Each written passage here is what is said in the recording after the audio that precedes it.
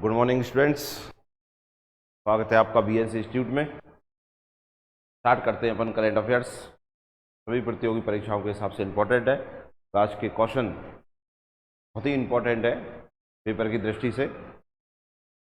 देखते हैं आज का पहला क्वेश्चन अपन, ठीक है ना।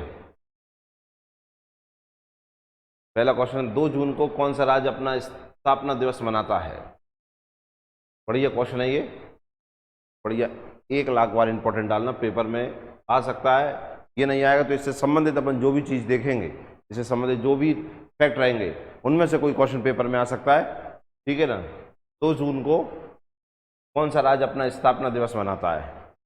देखिए ऑप्शन देखते हैं अपन। पहला ऑप्शन है तेलंगाना, दूसरा ऑप्शन है मध्य प्रदेश, तीसरा ऑप्शन है आंध्र प्रदेश, चौथा ऑप्शन है गोवा। तो देखते हैं इसका। देखना, हमें ये तो पता है कि गोवा का तो अभी स्थापना दिवस मनाया गया था। इसका स्थापना दिवस मनाया गया 30 मई को। अब इसका स्थापना 30 मई को क्यों मनाया गया? क्योंकि आपको पता है 30 मई 1987 को गोवा एक राज्य बना था। इसके पहले ये केंद्र शासित राज्य था। इसका अस्तित्व में कब आया? ये 30 मई 1987 को, ठीक है ना। 56वां संविधान संशोधन हुआ था उसके द्वारा, ठीक है ना। अब ये भी जानते हैं गोवा पुर्तगालियों का गुलाम था।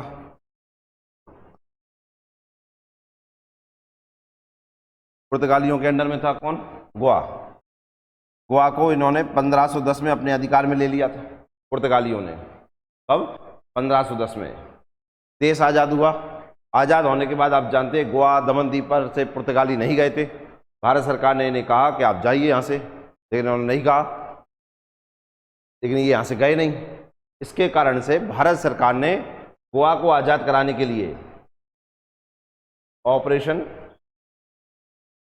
विजय चलाया और इसके तहत 1961 में गोवा आज़ाद हो गया, ठीक है ना। गोवा आज़ाद हुआ तो इसके साथ ये केंद्र शासित प्रदेश बना और आगे चलकर 30 मई 1987 को 56वें संविधान संशोधन के द्वारा एक राज्य बना, ठीक है ना। 30 मई 1987, इस कारण से इसका स्थापना दिवस जो है वो हम 30 मई को मनाते हैं। क्लियर है ना। और आप जानते हैं किस पुर्तगाली ने गोवा को अपने अंडर में लिया था? तो अल्बुकर्क ने। अल्बुकर्क ये पुर्तगाली था, इसने गोवा पे अपना अधिकार जताया था या गोवा को अपने अंडर में कर लिया था, ठीक है। 1510 में भारत सरकार ने ऑपरेशन विजय चलाया और गोवा को आज़ादी हुई 1961 में। क्लियर है। और फिर ये राज्य बना 30 मई 1987 को 56वें संविधान संशोधन के द्वारा, इसलिए गोवा का स्थापना दिवस कब मनाते हैं हम? 30 मई को। अब देखना ये दो, ये आंध्र प्रदेश, कौन सा ये? आंध्र प्रदेश। आंध्र प्रदेश और मध्य प्रदेश ये दोनों एक साथ बने। ये कब बने ये दोनों? ये बने 1 नवंबर 1956 को, ठीक है ना। और ये राज्य पुनर्गठन आयोग के द्वारा बने, जिसका अध्यक्ष थे फजल अली। फजल अली ये क्या थे? राज्य पुनर्गठन आयोग के अध्यक्ष। और आप जानते हैं इनके अलावा 2 सदस्य और थे, ठीक है ना। फजल अली के अलावा इस पुनर्गठन आयोग में जो बना था इसके 2 सदस्य थे, 2 सदस्य और थे। कौन कौन थे वो आपको कमेंट में बताना है, ठीक है ना। तो मध्य प्रदेश और आंध्र प्रदेश बन गए। अब आते हैं तेलंगाना ही बच रहा है, तो हमारा आंसर क्या हो जाएगा? तेलंगाना। देखिए क्या हुआ था मैं आपको बताऊं। अंग्रेजों ने ये तेलंगाना को आंध्र प्रदेश के बनने के पहले बता रहा हूं, क्योंकि अंग्रेज तो आप जानते हैं कि आज़ादी के हुई थी उस तब चले गए थे, लेकिन अंग्रेजों ने क्या किया था? इस तेलंगाना वाले क्षेत्र को मद्रास में शामिल कर दिया था। क्या में शामिल कर दिया था? मद्रास में। जब पुनर्गठन हुआ 1956 में तो इस तेलंगाना को मद्रास से हटाकर आंध्र प्रदेश में कर दिया। लेकिन ये तेलंगाना के जो लोग थे वो अपना एक राज्य बनाना चाहते थे, तो तब से ही इनका आंदोलन चल रहा था, तेलंगाना आंदोलन। यहाँ के जो लोग थे वो अपने आप को एक राज्य के रूप में देखना चाहते थे कि हमारा एक राज्य हो, तो तब से ही आंदोलन चल रहा था। और ये आंदोलन इनका सफल हुआ कब? इनका आंदोलन सफल हुआ 2 जून को सफल हुआ। कब सफल हुआ? 2 जून को। 2 जून को तेलंगाना अस्तित्व में आया और भारत का 29वां राज्य बना। भारत का 29वां राज्य 2 जून 2014, सॉरी 2 जून 2014 को तेलंगाना राज्य बना और भारत का 29वां राज्य बना ये, ठीक है ना, भारत का 29वां राज्य। एक चीज का और ध्यान रखना, इस तेलंगाना का मतलब होता है तेलुगु भाषा के लोगों की भूमि, ये आप ध्यान में रखें, तेलुगु भाषा के लोगों की भूमि। इसका एक नाम और था, प्राचीन नाम है जो पुराणों में देखने को मिलता है इस क्षेत्र का नाम, उसे कहते हैं, उसका नाम है त्रिलिंग देश। क्या नाम है? त्रिलिंग देश इसका पुराना नाम है, ठीक है ना, त्रिलिंग देश इसका पुराना नाम है, तो पुराणों में देखने को मिलता है। तेलंगाना का मतलब तेलुगु भाषियों की भूमि, 2 जून 2014 को अस्तित्व में आया, भारत का 29वां राज्य बना, ठीक है ना। इसके जो पहले मुख्यमंत्री थे वो कौन थे? मुख्यमंत्री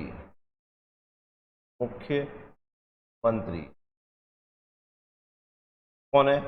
चंद्रशेखरन।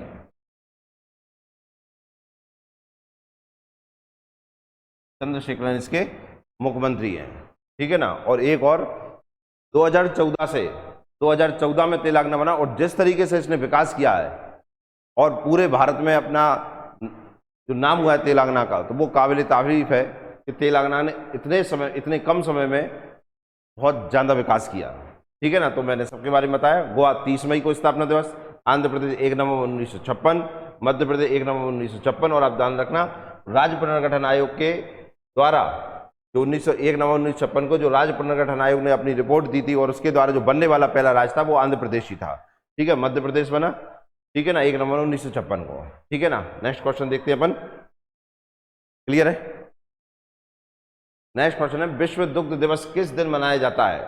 वर्ल्ड मिल्क डे किस दिन सेलिब्रेट किया जाता है? 1 जून, 2 जून, 4 जून, 31 मई। चलिए इसका आंसर दीजिए आप।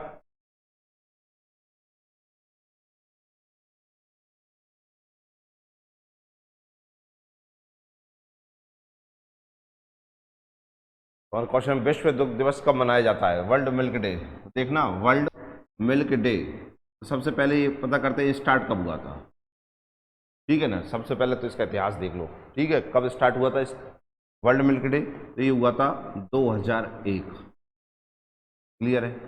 किसने स्टार्ट किया था इसे, किसने प्रारंभ करवाया? तो इसे प्रारंभ करवाया FAO। FAO का फुल फॉर्म आप जानते ही होंगे, क्या होता है? क्या होता है?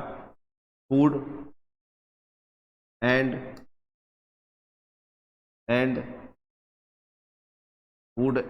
एग्रीकल्चर ऑर्गेनाइजेशन, ये इसका फुल फॉर्म है। अब इसका कोई हेडक्वार्टर भी होता होगा, ठीक है ना। इसका हेडक्वार्टर कहाँ पर है? इसका हेडक्वार्टर है कहाँ पर? रोम, इटली। FAO कब बना? तो ये बना 16 अक्टूबर 1945 को, ठीक है ना, तो पता ही है आपको। और 16 अक्टूबर को भी आप ध्यान रखना एक डे मनाया जाता है। कौन सा डे मनाया जाता है? 16 अक्टूबर को मनाया जाता है वर्ल्ड फूड डे, विश्व खाद्य दिवस मनाया जाता है कब? 16 अक्टूबर को, वर्ल्ड ध्यान रखना है, ठीक है ना। ये भी हम वर्ल्ड पढ़ रहे हैं। स्टार्ट कब हुआ? 2001 में। कब स्टार्ट हुआ? ध्यान रखना 1 जून। हमारे क्वेश्चन का आंसर क्या हो जाएगा? 1 जून, क्लियर है। एक चीज और ध्यान में रखना, ये है वर्ल्ड फूड डे, एक होता है नेशनल वर्ल्ड मिल्क डे, इधर नेशनल मिल्क डे, ये भी मनाया ही जाता होगा। तो ये एक नेशनल लेवल मनाया जाता है। तो ये मनाया जाता है कब? 26 नवंबर। कब मनाया जाता है? 26 नवंबर।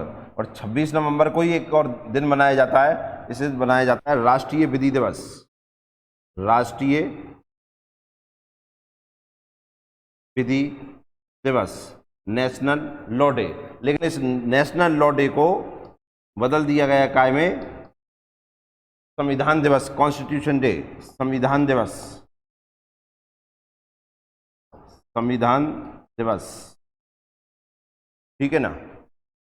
ये 26 नवंबर को नेशनल मिल्क डे 26 नवंबर, और 26 नवंबर को क्या मनाया था, राष्ट्रीय विधि दिवस। इसकी जगह पे अब क्या मनाने लगे हम, संविधान दिवस, कॉन्स्टिट्यूशन डे। ये क्यों मनाया जाता है नेशनल मिल्क डे, नेशनल राष्ट्रीय लेवल पर, तो ध्यान रखना इससे जुड़े एक व्यक्ति हैं वर्गीस कुरियन। वर्गीस कुरियन है, इनका जन्मदिन पड़ता है 26 नवंबर को। ये कौन थे, ये आप जानते हैं, ये श्वेत क्रांति के जनक थे। श्वेत क्रांति के जनक, और इन्हीं के द्वारा, इस क्रांति के द्वारा क्या चलाया गया था, ऑपरेशन फ्लड चलाया गया था, ठीक है ना। 1970 में ऑपरेशन फ्लड चलाया गया था, 1970 में, ठीक है ना, दूध की क्रांति के लिए। ऑपरेशन फ्लड का संबंधित है, दूध से संबंधित है। श्वेत क्रांति, व्हाइट रेवोल्यूशन, ठीक है ना इंग्लिश में। Verghese Kurien, national milk day 26 नवंबर। एक क्वेश्चन और ध्यान रखना, मिल्क प्रोडक्शन में भारत कौन से स्थान पर है वर्ल्ड में, दुग्ध उत्पादन में भारत विश्व में, दुग्ध उत्पादन में भारत विश्व में कौन से नंबर पे, फर्स्ट पोजीशन पर है। कौन से नंबर पे, फर्स्ट पोजीशन पर है, ठीक है ना। भारत में कौन सा राज्य दुग्ध उत्पादन में पहले पर है, राज्य फर्स्ट, सेकंड, थर्ड, 3 राज्य देखते हैं, पहले, दूसरे, तीसरे नंबर पे कौन है दुग्ध उत्पादन में। तो पहले नंबर पे राजस्थान, दूसरे नंबर पे यूपी, और तीसरे नंबर पे एमपी दुग्ध उत्पादन में। क्लियर है, तो ये आंसर हो जाता है हमारा क्या, 1 जून को, ठीक है। 1 जून को एक डे और मनाया जाता है, ग्लोबल पेरेंट डे। कौन सा मनाया जाता है, ग्लोबल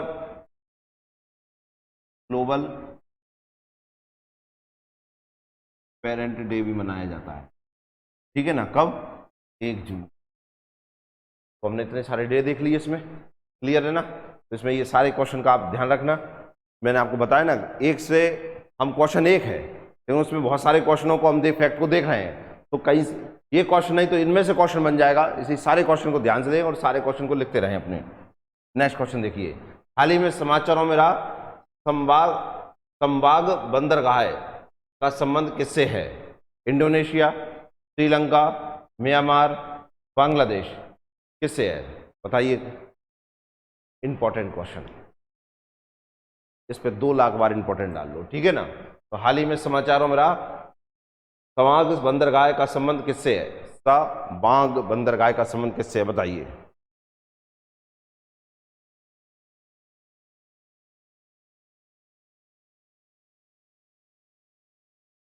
तो हमारा क्वेश्चन है तवांग बंदरगाह कभी अभी हाल ही में चर्चा में था, का संबंध किस देश से है। देखिए ये ऑप्शन है इंडोनेशिया, श्रीलंका, म्यांमार, बांग्लादेश। तो हम देखते हैं, देखिए बांग्लादेश में एक बंदरगाह है जिसका नाम है चटगांव बंदरगाह है। कौन सा बंदरगाह है, चटगांव बंदरगाह है। तो अभी मैं इसके बारे में बताऊं आपको, जो बांग्लादेश की पीएम है शेख हसीना, उन्होंने हमारे यहाँ पर विदेश मंत्री गए थे, उनसे पेशकश की है इस बंदरगाह का उपयोग करने की। कौन से बंदरगाह की, चटगांव बंदरगाह की, ठीक है ना। चाइना भी इसका इस्तेमाल कर रहा है, रेलवे लाइन डाल रहा है यहाँ तक बांग्लादेश में, चटगांव तक, ठीक है ना। गैस पाइपलाइन भी डाल रहा है चटगांव बंदरगाह तक। और अभी हाल ही में जो प्रधानमंत्री हैं बांग्लादेश की शेख हसीना, उन्होंने भारत से कहा है इसके उपयोग का इस्तेमाल करने की पेशकश की है कि आप इसका इस्तेमाल कर सकते हैं अपने लिए, ठीक है ना। म्यांमार को देखिए, म्यांमार में जो बंदरगाह है उसका नाम है सितवे। कौन सा बंदरगाह है, सितवे बंदरगाह है। इसे विकसित किया है भारत ने ही, ठीक है ना। इसके द्वारा क्या होगा, देखिए कोलकाता है, कोलकाता से म्यांमार तक, कोलकाता में कोलकाता बंदरगाह है जिसे पूर्व का लंदन कहते हैं। किसका लंदन कहते हैं, पूर्व का लंदन कहते हैं, जिसका वर्तमान में नाम श्यामा प्रसाद मुखर्जी पोर्ट है। वहां से इस बंदरगाह तक जहाज चलाए जाएंगे। यहाँ से आगे चल के कालादान नदी है म्यांमार की, उससे जहाज आगे बढ़ेंगे और उसके द्वारा फिर बाय रोड सामान रखा जाएगा और ट्रांसपोर्ट के द्वारा हम हमारे पूर्वोत्तर भारत में जा सकते हैं। ठीक है ना। तो हमारा इधर असम से होते हुए सिलगुड़ी जो कहते हैं, ठीक है ना, वहाँ से होते हुए जो दूरी तय करते हैं उससे कम दूरी हमें यहाँ से करेंगे। और क्योंकि जहाज पानी में चलेगा तो जो डीजल का खर्चा आता है बाय रोड उससे कम खर्चा आता है, तो कम लागत में और जल्दी हम एक दूसरा ट्रांसपोर्ट वे बनाने को यहाँ से तैयार कर लिया हमने। ठीक है ना। श्रीलंका में हम्बनटोटा बंदरगाह है, हम्बनटोटा बंदरगाह है। ये कहाँ का है? श्रीलंका का। ये 99 साल के लिए श्रीलंका ने चाइना को दे रखा है। 99 साल के लीज पर किसको दिया है? चाइना को दिया है। ये श्रीलंका का दूसरा सबसे बड़ा बंदरगाह है। पहला श्रीलंका का सबसे बड़ा बंदरगाह जो कोलंबो है, दूसरा सबसे बड़ा हम्बनटोटा बंदरगाह है। बच गया कौन सा? इंडोनेशिया। इंडोनेशिया का जो बंदरगाह है इसका नाम है सवांग बंदरगाह है। अब ये चर्चा में क्यों है? क्यों भारत ने इंडोनेशिया के साथ मिलकर इसको विकसित किया है। किसने? भारत ने इंडोनेशिया के साथ मिलकर इसको विकसित किया है।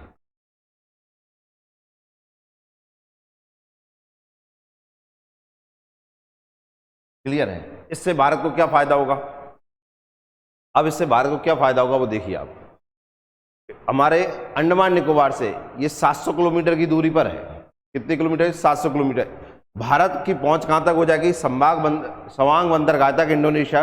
यहां से वो नजर रख पाएगा मलक्का जल संधि पर। मलक्का जल संधि जो है वो आप जानते हैं विश्व में व्यापारिक मार्ग के हिसाब से, क्रूड ऑयल व्यापारिक मार्ग देश विदेश में जाने के लिए बहुत ही व्यस्ततम मार्ग है। ठीक है ना। कौन सा? मलक्का जल संधि। और चाइना भी मलेशिया तक और मलक्का जल संधि तक अपनी गतिविधियां बढ़ा चुका है। अब उसका मलक्का जल संधि आप जानते हैं प्रशांत महासागर और हिंद महासागर को जोड़ती है। तो चाइना कहां तक आ चुका है?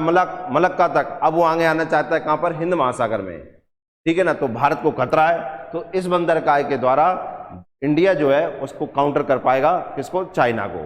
ठीक है ना। और हिंद महासागर में और प्रशांत महासागर के बीच में होने वाली गतिविधियों पर ध्यान रख पाएगा। ठीक है ना। तो सवांग बंदरगाह कहाँ का है? इंडोनेशिया का।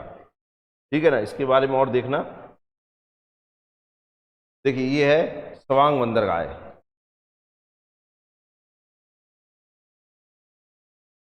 ये सवांग बंदरगाह और ये इंडिया।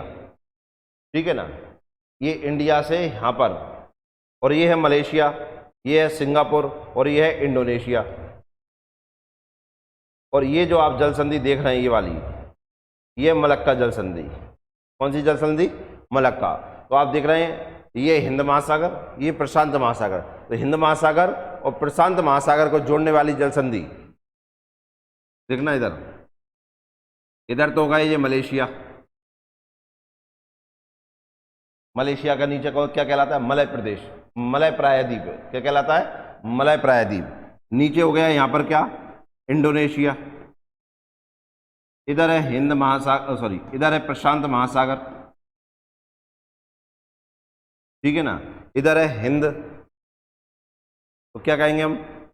इन दोनों को जोड़ने वाला, इन दोनों को अलग करने वाला, इन दोनों को अलग करने वाला। इन दोनों पानी जुड़ जाएंगे तो ये दोनों अलग हो जाएंगे। कौन है?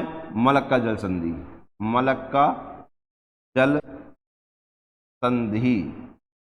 जल संधि मतलब दो जल बॉडी को मिलाने वाली और दो भूमियों को अलग करने वाली, तो जल संधि हो गई। क्लियर है? तो मलक्का जल संधि तक भारत की पहुंच हो जाएगी। ठीक है ना। क्लियर रहेगा? यहाँ पे थोड़ा सा और इंपॉर्टेंट फैक्ट बताते हैं इसके बारे में, देखना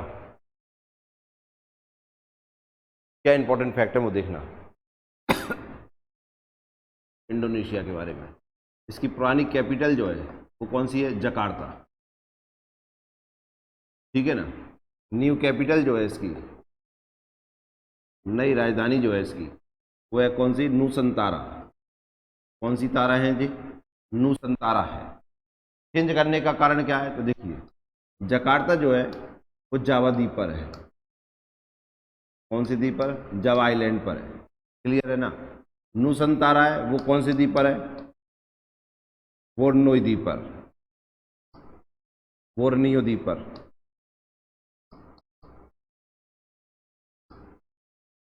बोर्नियो द्वीप पर कौन सी कैपिटल है? बोर्नियो द्वीप, बोर्नियो आइलैंड पर कौन सी है? नुसंतारा। क्लियर है ना? इसके बारे में आप ध्यान रखना। इसके बारे में क्या ध्यान रखना? एशिया का सबसे बड़ा द्वीप, एशिया का सबसे बड़ा द्वीप, और विश्व में 3rd नंबर पर है। विश्व में तीसरा सबसे बड़ा द्वीप, तीसरा सबसे बड़ा द्वीप। क्लियर है ना? इस पे 3 देशों का कब्जा है। कौन कौन से हैं? पहला इंडोनेशिया है, दूसरा मलेशिया है, और तीसरा ब्रुनेई है, ब्रुनेई। ठीक है ना? इंडोनेशिया का सबसे ज्यादा कब्जा है इस पर। कौन से द्वीप पर? बोर्नियो द्वीप पर। क्लियर है ना? जकार्ता से चेंज हो गई कैपिटल नुसंतारा। कारण क्या बना? दुनिया का सबसे तेजी से डूबता शहर कौन सा है? जकार्ता। जकार्ता पे एक चीज और ध्यान रखना, इस पे एक हेडक्वार्टर है। काय का हेडक्वार्टर है? काय का हेडक्वार्टर? आसियान। आसियान हेडक्वार्टर काय पर है? जकार्ता पर। क्लियर है ना? तो जकार्ता कौन सी द्वीप है? जावा द्वीप पर। चेंज करने का कारण क्या ना? ये डूब जाएगा, इसके कारण इसके पहले ही इस पे नुसंतारा में इसकी राजधानी को शिफ्ट कर दिया है। नुसंतारा कौन से पर है? बोर्नियो द्वीप पर है। एशिया का सबसे बड़ा द्वीप और विश्व में 3 नंबर। 3 देशों का कब्जा है, इंडोनेशिया, मलेशिया और ब्रुनेई। क्लियर है ना? इसके बारे में और देखना, इधर भारत और इंडोनेशिया के बारे में देखना।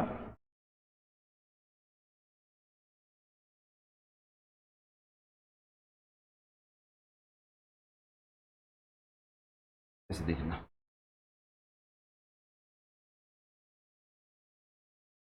देखिए ये है अंडमान एंड निकोबार, ये है लक्षद्वीप। कौन सा है? लक्षद्वीप है यहां पर।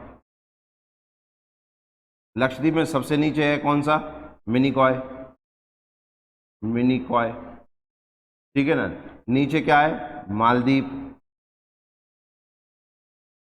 क्लियर है ना? भारत में आप जानते हैं ये अंडमान, और नीचे है क्या? निकोबार। यहां देखे तो आप देख रहे होंगे हमारे साथ जुड़ा है कौन? श्रीलंका। और यहां कहीं जाकर है कौन? इंडोनेशिया। इंडोनेशिया का ये वाला भाग जो है वो कौन सा है? सुमात्रा द्वीप, सुमात्रा द्वीप। ठीक है ना? जो भारत की तरफ है। क्लियर है ना? यहीं पे बंदरगाह जो हमने अभी पढ़ रहे हैं, सवांग बंदरगाह, वो यहाँ पर है। तो कहने के लिए भारत और इंडोनेशिया को कौन अलग करता है? कौन अलग करता है भारत और इंडोनेशिया को, या अंडमान और निकोबार और सुमात्रा द्वीप को कौन अलग करता है? यहाँ देश का भाग ले रहे हैं तो यहाँ इंडोनेशिया का भाग ले रहे हैं, यहाँ भारत ले रहे हैं तो यहाँ इंडोनेशिया ले रहे हैं। तो यह है ग्रांड चैनल। अलग करने वाला कौन है? Grand channel. ये भारत और इंडोनेशिया को अलग करता है। इधर भी देखना आप, ये है लक्षद्वीप। क्या है ये? लक्षद्वीप। कौन है भाई साहब ये? इनका नाम है का लक्ष्य, लक्षद्वीप। अब इधर देखना है, यहां से करते हैं। आपसे क्या पूछेगा? भारत और मालदीव को अलग कौन करता है? कौन सा चैनल भारत और मालदीव को अलग करता है? तो आपको आंसर देना है कौन सा? 8 डिग्री चैनल। क्लियर है ना? लक्षद्वीप और मिनिकॉय को कौन सा चैनल अलग करता है? तो 9 डिग्री चैनल। कौन सा? 9 डिग्री चैनल। अंडमान और निकोबार को अलग करने वाले चैनल का नाम है 10 डिग्री चैनल। कौन सा चैनल है? 10 डिग्री चैनल। भारत और श्रीलंका के बीच में कौन सा स्टेट है? तो यहां पर है पाक स्टेट है, पाक स्टेट। क्लियर है ना? और आप जानते हैं यहाँ पर म्यांमार है, तो भारत और म्यांमार को जो करता है, म्यांमार का यहाँ कोको द्वीप है, तो कोको स्ट्रेट अलग करता है। यहाँ कौन सा है? कोको स्ट्रेट, ठीक है, जिसमें चाइना ने अपना निगरानी तंत्र लगा रखा है भारत को देखने के लिए कि भारत की गतिविधियां क्या रहती हैं यहाँ पर। तो 8 डिग्री चैनल किसको अलग करता है? मिनिकॉय और मालदीव को। लक्षद्वीप और मिनिकॉय को अलग करने वाला कौन है? 9 डिग्री चैनल। अंडमान और निकोबार को अलग करने वाला कौन है? 10 डिग्री चैनल। अंडमान निकोबार और सुमात्रा को कौन अलग करता है? Grand channel. भारत और श्रीलंका के बीच में कौन सा स्टेट है? तो पाक स्टेट है, ठीक है ना। भारत और म्यांमार को कौन अलग करता है? कोको स्टेट अलग करता है। मुझे लगता है क्लियर हो गया होगा, ठीक है ना। आगे और देखते हैं हम इसके बारे में। देखना, ये जो भारत अलग अलग देश में जाकर अपने बंदरगाह बना रहा है, तो भाई हम चाइना को भी देख रहे हैं कि वो भी अलग अलग देश में जाकर उनके यहाँ पे बंदरगाह विकसित कर रहा है या लीज पे रह रहा है। इन सब के पीछे कारण क्या है? कौन से कारणों के कारण ये सब हो रहा है? तो देखना इधर ध्यान से।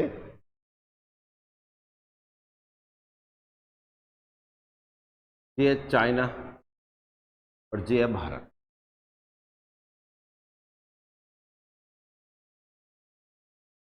ठीक है ना। क्या किया है इन्होंने, क्या हो रहा है इनके हिसाब से? इन दोनों देश, आप जानते हैं एशिया के दोनों पावरफुल कंट्री हैं, दोनों एक दूसरे से आगे बढ़ना चाहती हैं और एक दूसरे पे प्रेशर डालना चाहती हैं। तो दोनों कर क्या रहे हैं उन्हें हम देखते हैं।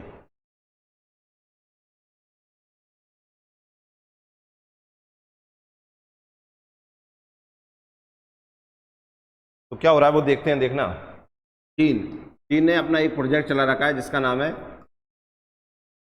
String of pearl. मतलब क्या हुआ हिंदी में? मोतियों का हार। मोतियों का हार। इस प्रोजेक्ट के द्वारा चीन क्या कर रहा है? चीन अलग अलग देशों में बंदरगाहों बना रहा है या उनको विकसित कर रहा है उन देशों के साथ मिलकर। जैसे कि कहाँ कहाँ पर? तो देखिए स्टार्ट करते हैं, इसमें कहाँ कहाँ पर कर रहा है। पाकिस्तान, ग्वादर बंदरगाह आपको पता ही होगा। जिबूती, जिबूती पड़ता है कहाँ पर? अफ्रीका में। मलेशिया, श्रीलंका, ठीक है ना।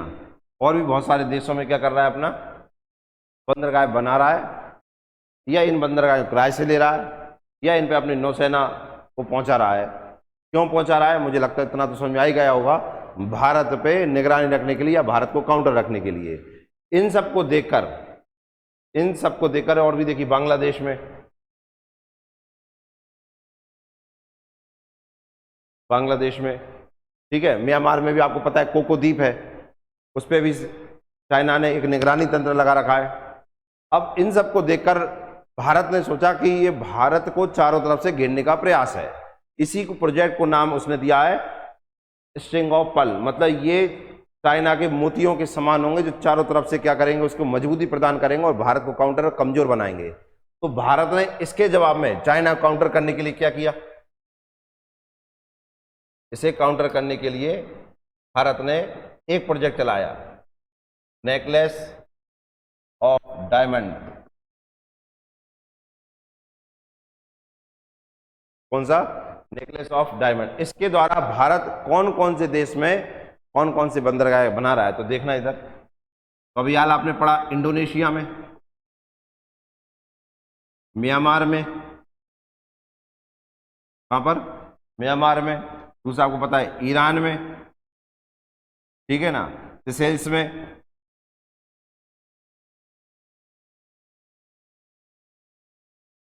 सेशेल्स में बना रहा है, ठीक है, या सेशेल्स में, ठीक है। और कहां पर बना रहा है? ओमान में। तो इंडोनेशिया में, म्यांमार में, ईरान में, सेशेल्स में, ओमान में। और अभी मैंने आपको बताया था बांग्लादेश की जो प्रधानमंत्री शेख हसीना, उन्होंने अपने यहाँ के बंदरगाह जो चटगांव बंदरगाह है उसके इस्तेमाल की पेशकश की है भारत से कि आप इसका उपयोग कर सकते हैं। जब हमारे देश के विदेश मंत्री कहाँ गए थे? बांग्लादेश गए थे, ठीक है ना। तो इंडोनेशिया में कौन सा है? म्यांमार में कौन सा है? ईरान में कौन सा है? सेशेल्स में कौन सा है? ओमान में कौन सा है? इनका देखिए नाम। तो देखिए नेकलेस ऑफ डायमंड के तहत कहाँ पे भारत क्या बना रहा है? इंडोनेशिया में। अभी हाल पढ़ा है आपको, कौन सा बंदरगाह है? तवांग बंदरगाह विकसित किया कौन ने? भारत ने। म्यांमार में आपको सितवे, सतवें बंदरगाह। तो आप जानते हैं सतवें बंदरगाह से कालादान नदी है, उससे होते हुए हम कहाँ पहुंचेंगे? अपने पूर्वोत्तर भारत में। ईरान का आपको पता ही है चबाहार बंदरगाह है, ठीक है ना। सेशेल्स में एक द्वीप है असमसम द्वीप, असम्पशन द्वीप, असम्पशन आइलैंड है। इसका भारत कर रहा है अपनी सेना को उपयोग के लिए, ठीक है ना। ओमान, ओमान में भी एक है टोक्म पोर्ट, टोक्म बंदरगाह, ठीक है ना। और सिंगापुर, सिंगापुर में नौसेना बेस बना रहा है भारत। नाम क्या है उसका? चागी नौसेना बेस, चागी नौसेना बेस। तो देखना अब इनका मैप पे, आप देखना इनका क्या रहेगा और किस तरीके से ये सब होगा, आप देखना इसमें।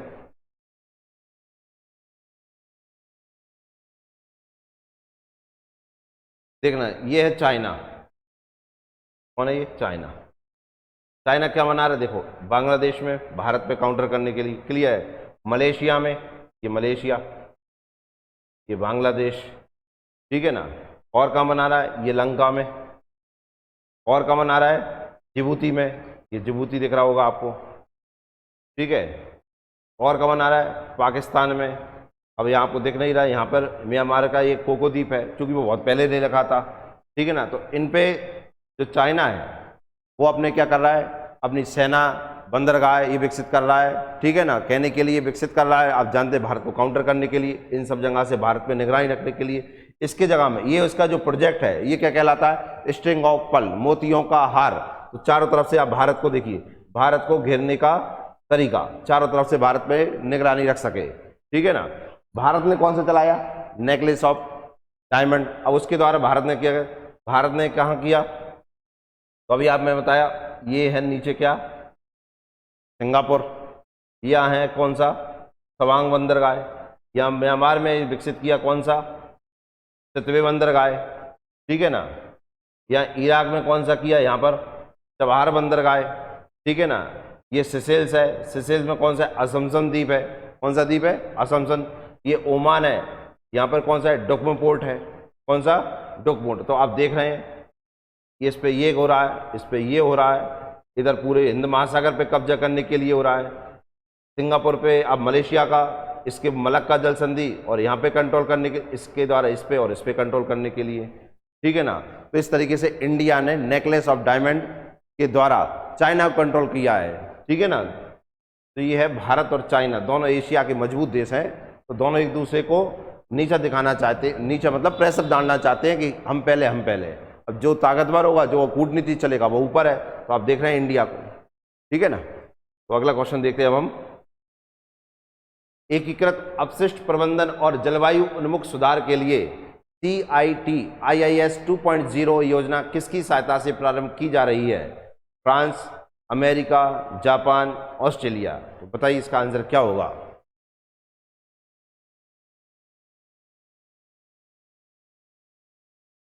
तो क्वेश्चन है एकीकृत अपशिष्ट प्रबंधन और जलवायु उन्मुख सुधार के लिए CITIS 2.0 योजना किसकी सहायता से प्रारंभ की गई? देखिए इसको देखते हैं हम।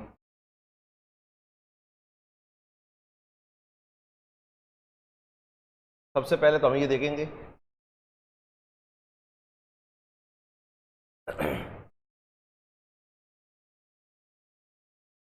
CITIIS,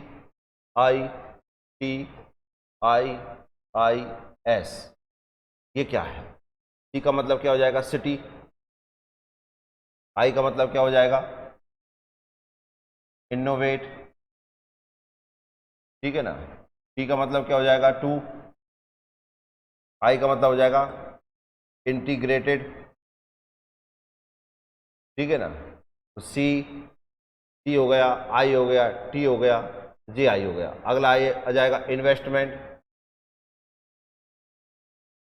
मेंट टू सस्टेन, ठीक है ना। तो ये इसका मतलब है, क्या नाम है? फुल फॉर्म क्या है? City innovated to integrated investment to sustain, ठीक है ना। मतलब क्या हुआ इसका, जो शहर हैं हमारे भारत के शहर, शहर के अपशिष्ट, वेस्ट जो है, वेस्ट, शहर के जो वेस्ट है, अपशिष्ट है, उसका प्रबंधन करना, उसका प्रबंधन करना, उसका मैनेजमेंट करना, उसको मैनेज करना, ये इसका क्या है, ये इसका उद्देश्य है, ये उसका उद्देश्य है। शहर के अपशिष्ट जो है, शहर के अपशिष्ट का या अपशिष्ट का प्रबंध करना, शहर के अपशिष्ट का प्रबंध करना, शहर के वेस्ट का प्रबंध करना, ये इसका उद्देश्य है। क्लियर है ना। अब इसमें लिखा है 2.0, अब 2.0 लिखा है, इसका मतलब है कि ये इसकी पहले भी आया होगा, अब 2 आया है, तो 2 स्टेप हैं, अभी 2 चरण चल रहे हैं इसके, पहला दूसरा। तो पहला कब आया, तो पहला आया था 2018 में, कब तक चला, 2023 तक। अब आया है कब, 31 मई 2023, तो चलेगा कब तक, 2027 तक। कितने शहर शामिल हैं इनमें, तो 12 शहरों से शुरुआत हुई है, 12 शहरों से शुरुआत। क्लियर है ना। किस मंत्रालय की योजना है ये, मिनिस्ट्री कौन सी है, मंत्रालय, तो मिनिस्ट्री है कौन सी, हाउस और अर्बन अफेयर्स, महुआ, क्या है, महुआ। आप इसको, आपको इसके मिनिस्टर बताना है, महुआ के मिनिस्टर कौन है, ministry of housing and urban affairs, ठीक है ना।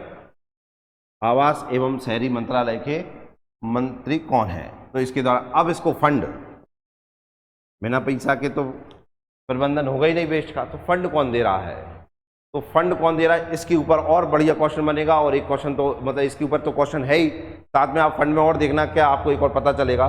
तो इसको फंड दे रहा है कौन, फ्रांस, अमेरिका, जापान, ऑस्ट्रेलिया। तो देखना इसको फंड दे रहा है फ्रांस, और कौन दे रहा है, इसको दे रहा है यूरोपीय यूनियन। ये दोनों मिलकर इसको क्या दे रहे हैं, फंड दे रहे हैं इसे चलाने के लिए। तो हमारा आंसर हो जाएगा क्या, हमारा आंसर होगा फ्रांस। कौन सा होगा, फ्रांस। फ्रांस की कैपिटल क्या है, पेरिस, पेरिस। क्लियर है ना। इंपॉर्टेंट क्वेश्चन है, तो इंपॉर्टेंट डाल लेना 1 लाख बार, ठीक है ना, आने के चांस है। पहली बात तो इसकी फुल फॉर्म भी ध्यान रखना, कब से स्टार्ट हुई, 2018 से स्टार्ट हुआ है, ठीक है ना।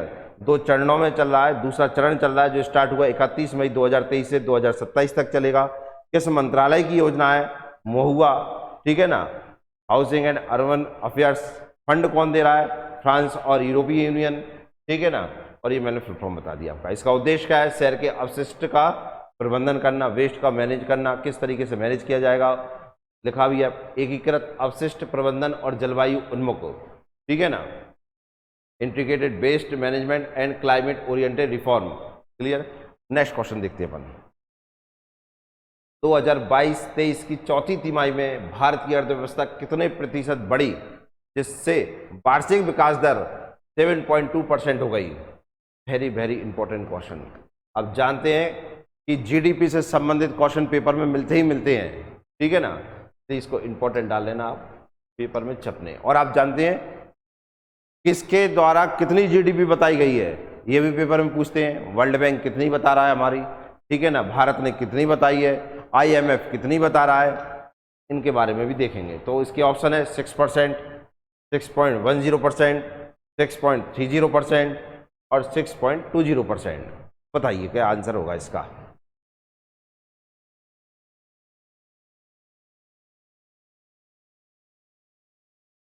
हाँ, तो क्वेश्चन है हमारा 2022-23 की चौथी तिमाही में भारत की अर्थव्यवस्था कितने प्रतिशत बढ़ी, जिससे वार्षिक विकास दर कितनी हो गई, 7.2। वार्षिक विकास दर 7 कौन से ईयर की, 22-23 की। देखना, इसको हम देखते हैं।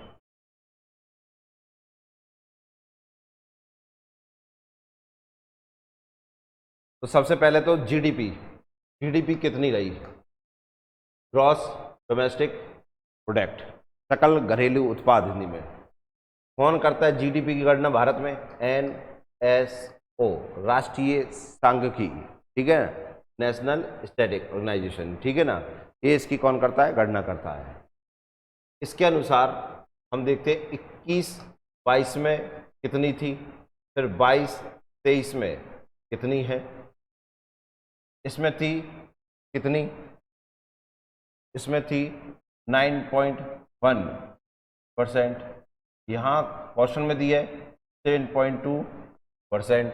ये 7.2% चौथी तिमाही में कितनी थी, उसके कारण 7.2 हो गई। चौथी तिमाही का मतलब क्या हुआ, तो एक साल में आप जानते हैं 3-3 महीना के कितने क्वार्टर, 3-3 महीना के करेंगे तो कितने हो गए, 4 हो गए कि नहीं, 4 तिया 12। तो लास्ट के 3 महीने में भारत की जीडीपी कितनी हुई, ठीक है ना।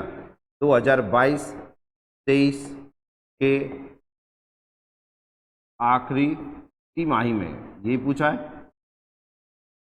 चौथी तिमाही में, आखिरी मतलब चौथी तिमाही में जीडीपी कितनी रही। तो इसमें कितनी रही, तो एक तो ये आंसर देखेंगे हम। और आप जानते हैं कि किसी भी देश की जीडीपी के बारे में अलग अलग जो ऑर्गेनाइजेशन है वो अलग अलग तरीके से बताते हैं कितनी रही। तो हम देखेंगे, देखना किस किस के अनुसार, ICRA के अनुसार कितनी रही भारत की जीडीपी, ठीक है ना। अंगटाड ने भारत की जीडीपी कितनी बताई, इसके अनुसार भारत की जीडीपी कितनी है। फिर हम देखेंगे IMF के अनुसार भारत की जीडीपी कितनी रही। फिर हम देखेंगे वर्ल्ड बैंक के अनुसार कितनी रही, वर्ल्ड बैंक के अनुसार कितनी रही। फिर हम देखेंगे एशियन डेवलपमेंट के अनुसार भारत की जीडीपी कितनी रही। और NSO मतलब नेशनल स्टैटिक जो इंडिया का है उसके अनुसार भारत की जीडीपी कितनी रही है। तो सबसे पहले तो इसका आंसर देख लेते हैं। इसके अनुसार 2022-23 के आखिरी तिमाही में, चौथी तिमाही में भारत की जीडीपी रही कितनी, 6.1%, या इसी को लिख देते हैं 6.10%। बात एक ही है, ठीक है ना। तो ऑप्शन नंबर बी हो गया। अब इधर देखते हैं, तो इसको लिखने का तरीका मैंने लिखा है ना, ऐसे याद कर लेना। ये इकरा है, ठीक है ना। क्या फुल फॉर्म है इसका, investment information and credit rating agency of India. तो ये तो हो गई कहाँ की, इंडिया की, ठीक है ना। ये और मूडी दोनों मिलकर देते हैं। तो इसके अनुसार मैं पहले रेटिंग बता दूं 6.00%।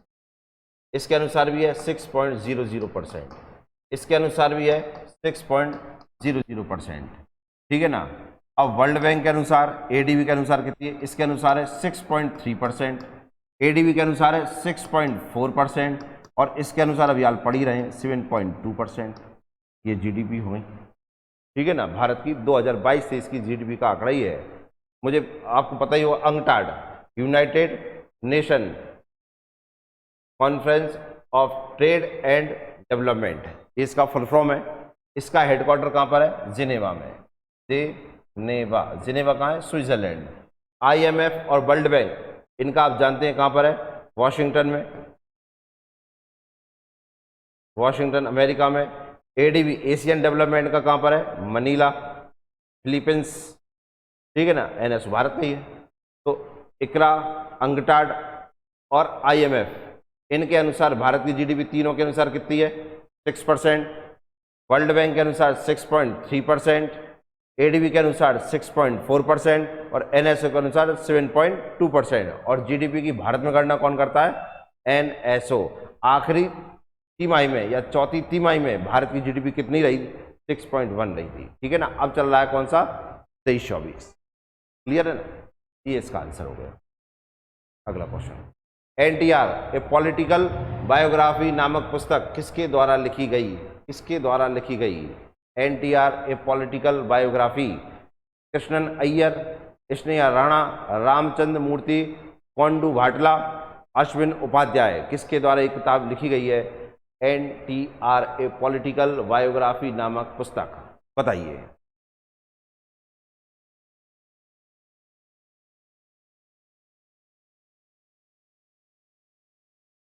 देखिए NTR ए पॉलिटिकल बायोग्राफी नामक पुस्तक किसके द्वारा लिखी गई। NTR नाम से आपको ध्यान नहीं आ रहा होगा, जूनियर NTR साउथ फिल्म में, ठीक है ना। ये सीनियर एनटीआर हैं, उनके पिताजी हैं, ठीक है ना। तो एनटीआर ए पॉलिटिकल बायोग्राफी नामक पुस्तक किसके द्वारा लिखी गई है? तो देखना एनटीआर का फुल फॉर्म देख लेना पहले आप। नंदामुरी, नंदामुरी, ठीक है ना, रामा तारक रामाराव, रामाराव, ये इनका पूरा नाम है एनटीआर, नंदामुरी तारक रामाराव। क्लियर है? अब इनके बारे में आप सुनिए, इनका संबंध कहां से है? इनका संबंध आंध्र प्रदेश और तेलंगाना से है, ठीक है ना। क्लियर है? इन्होंने तेलुगु देशम पार्टी की स्थापना करी है, तेलुगु देशम पार्टी कांग्रेस की सपोर्ट में रही है ये, ठीक है ना। और इस पार्टी के द्वारा या राजनीतिक कैरियर में देखें तो 3 बार ये सीएम रहे, 3 बार सीएम रहे, ठीक है ना। कितनी बार? 3 बार। पहली बार जो सीएम बने, first time CM, first time CM बने कहां से? आंध्र प्रदेश से बने, ठीक है ना। तो तेलुगु देशम पार्टी की स्थापना, 3 बार सीएम, पहली बार सीएम कहां से बने? आंध्र प्रदेश से। ये राजनीतिक कैरियर। अब थोड़ा इनका आप फिल्मी कैरियर भी देखिए, इन्होंने 300 प्लस फिल्में की हैं, ठीक है ना। 3 बार नेशनल अवार्ड मिले हैं इनको,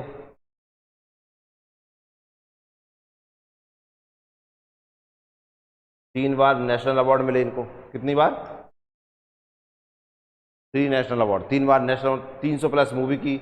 एक और देखना इन्होंने क्या किया है, इन्होंने 17 बार भगवान कृष्ण, भगवान कृष्ण का अभिनय किया है, उनका रोल किया है 17 बार। क्लियर है? इनके नाम पे एक वर्ल्ड रिकॉर्ड भी है, गिनीज वर्ल्ड रिकॉर्ड। इन्होंने 9 महीने में 40,000 किलोमीटर की यात्रा करी थी, 40,000 किलोमीटर की यात्रा, 40,000 किलोमीटर की यात्रा की 9 महीने में, ये गिनीज वर्ल्ड रिकॉर्ड है, ठीक है ना। रथ के द्वारा, इन्हीं के द्वारा रथ का प्रचलन चालू हुआ था।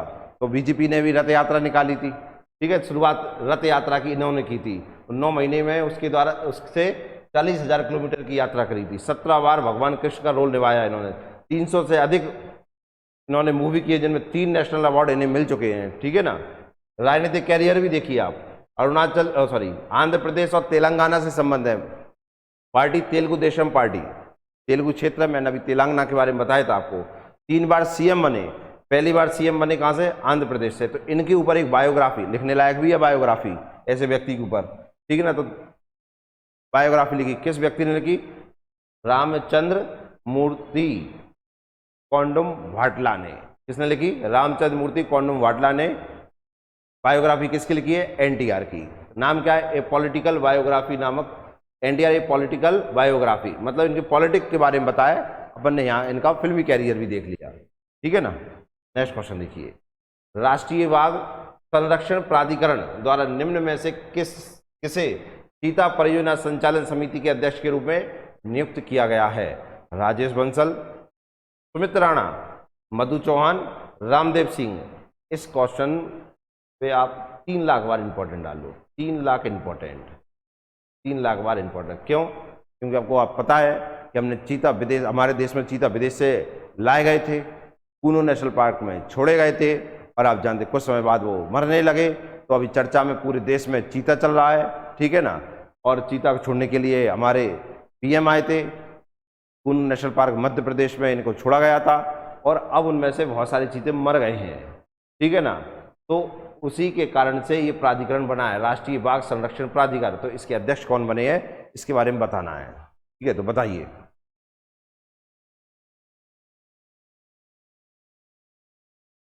तो देखिए आंसर देखते हैं हम।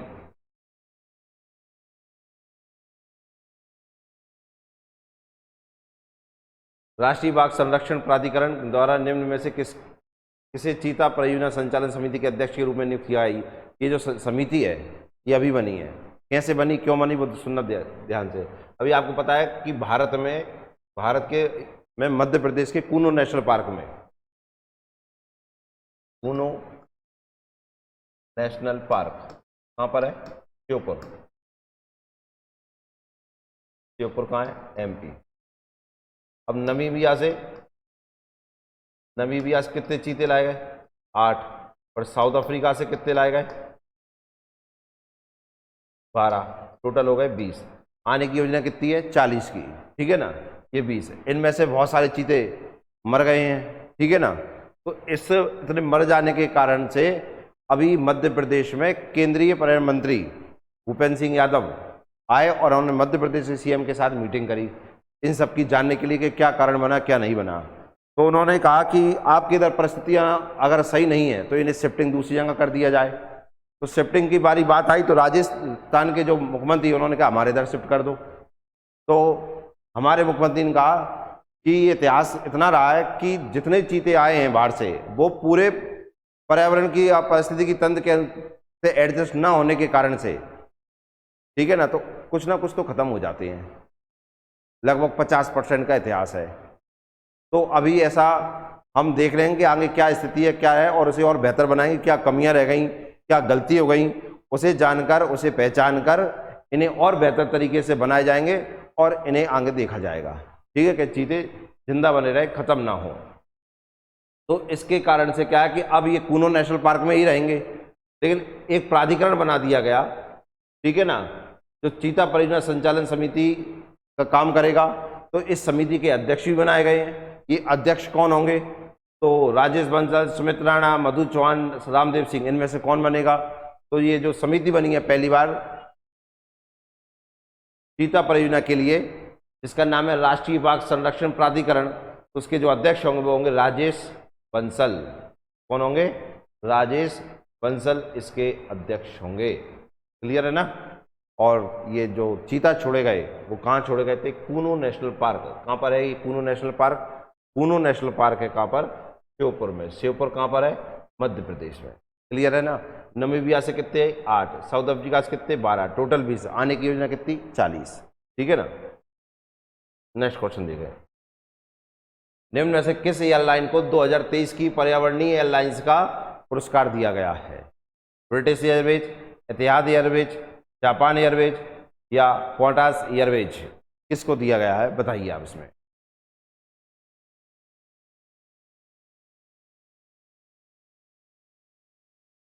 तो निम्न में से किस एयरलाइन को 2023 की पर्यावरणीय एयरलाइंस का पुरस्कार दिया गया है? तो देखिए, पहली बात, ये पुरस्कार कौन देता है? तो ये पुरस्कार देता है airline.com, एयरलाइन रेटिंग.com। रेटिंग.com ये पुरस्कार देता है, ठीक है ना। तो पुरस्कार किस क्षेत्र में? पर्यावरणीय एयरलाइन, मतलब जिसने पर्यावरण को नुकसान सबसे कम पहुंचाया है, ठीक है ना। तो पर्यावरण को नुकसान कम पहुंचाने वाली जो एयरलाइन है, एयरवेज है, वो कौन सी है? और इसके टॉप एयरलाइन कौन सी रही, उसका ही पुरस्कार दिया इसने। टॉप एयरलाइन का पुरस्कार किसको मिला? ये पर्यावरणीय दृष्टि से किसको मिला है? पर्यावरणीय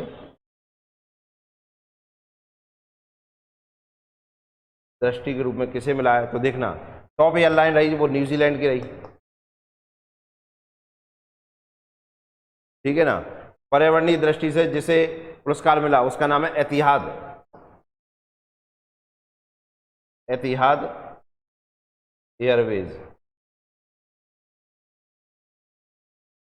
और एक और ध्यान रखना, इसे लगातार दूसरी बार